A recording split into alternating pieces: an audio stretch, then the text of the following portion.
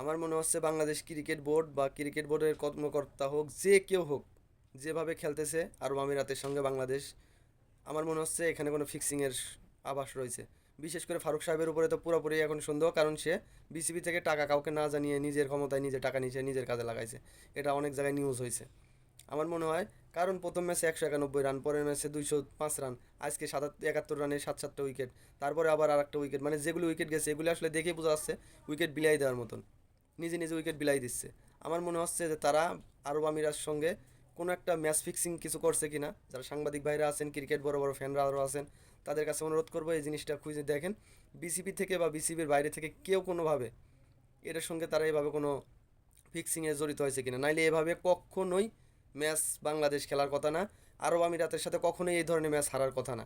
Last ম্যাচে, দ্বিতীয় ম্যাচে যেভাবে লাস্ট ওভার বল করছে, তানজিম সাকিবের কী যুক্তি ছিল বলটা তাকে দেওয়া? সে তিনটা ওভারে অনেক রান দিয়েছে, তাকে লাস্ট ওভারে নিয়ে এসে নো দেশে, ওয়াইড দেশে, ফুল টস দেশে। মানে বলারদের বল দেখেও মনে হচ্ছে যে তারা ফিক্সিংয়ের সঙ্গে জড়িত, আজকের আউটগুলো দেখেও মনে হচ্ছে তারা ফিক্সিংয়ের সঙ্গে জড়িত। এগুলো অবশ্যই খুঁজে দেখার জন্য অনুরোধ করতেছি, নাহলে বাংলাদেশ ক্রিকেট শেষ।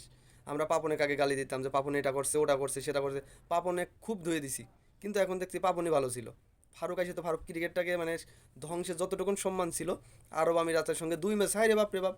বাট তুই খেলবে গেছিস 2 ম্যাচ, তুই আর একটা ম্যাচ বাড়াইছিস, যতটুকু সম্মান ছিল এই যে আজকের ম্যাচটা খেলেছে 21 তারিখ, আজকে এই ম্যাচটা খেলে এই সম্মানটুকু শেষ। কিন্তু বাংলাদেশ ক্রিকেট বোর্ড নাম, ক্রিকেটের নাম শুনলে মানুষ আসবো যে এরা এইভাবে ওর সাথে হারে।